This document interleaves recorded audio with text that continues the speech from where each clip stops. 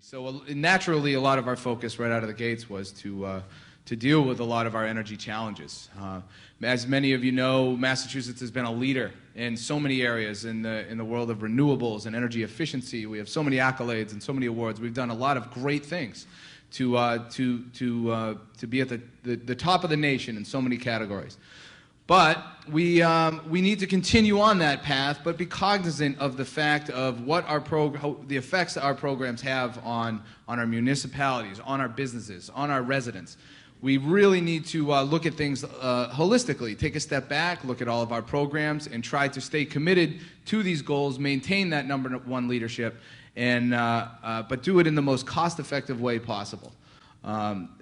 Clearly, especially after this winter, we need to do something about the rising cost of energy in Massachusetts and in our region, and that has been probably the singular focus of the governor, tasking me to get out there and start addressing that. And we've worked. I see some of our utility partners that are out there. We've gone out to every stakeholder imaginable, sat down and tried to determine, okay, what is the direction we need to head in. And we've come up and we've determined that clearly the best path is to take a diversified approach, to look at this holistically, to continue committed to clean energy resources, but do it in the most cost-effective way possible, have that diversified approach that includes additional gas capacity, that includes hydroelectricity from our partners to the north, that includes importing renewable resources like wind, and staying committed to solar in our goal of 1,600 megawatts of solar, but doing it in the most cost-effective way possible, realigning our incentive programs, working with all the stakeholders, bringing everybody together, listening, understanding, and setting a framework that allows us to stay #1, reduces the cost of electricity, and allows us to meet our goals of the Global Warming Solutions Act and the Green Communities Act, but doing it in the most cost-effective way possible. But that's half of the equation, because I get the honor of being the Secretary of both Energy and the Environment. And while intellectually I think I'm stimulated and love all of the energy issues, my heart, I do have a heart too, my heart is with the outdoors and with the preservation of our earth. And that is really one of the great things about this job is to get out and see what a beautiful place we live in, the amazing natural resources we have, and have the opportunity to get youth and other folks engaged.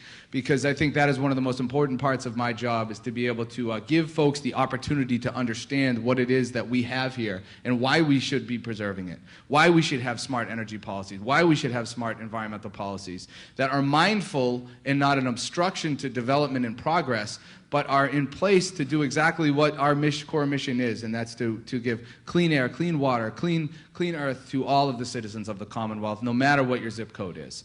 So on the environmental side of things, we certainly have an agenda that we're looking to continue the great services that our 450,000 acres of protected land in DCR have, those outdoor sporting opportunities for hunting and fishing. Being an avid sportsman myself, certainly have a great focus on providing as much access for the enjoyment of our public spaces to as many citizens as possible. Agriculture, expanding upon this great local growing, local movement of food to table and urban agriculture and all these amazing things. Massachusetts has so many amazing agricultural resources that often get overlooked, but we have per capita the highest amount of farm stands in the nation. It's amazing.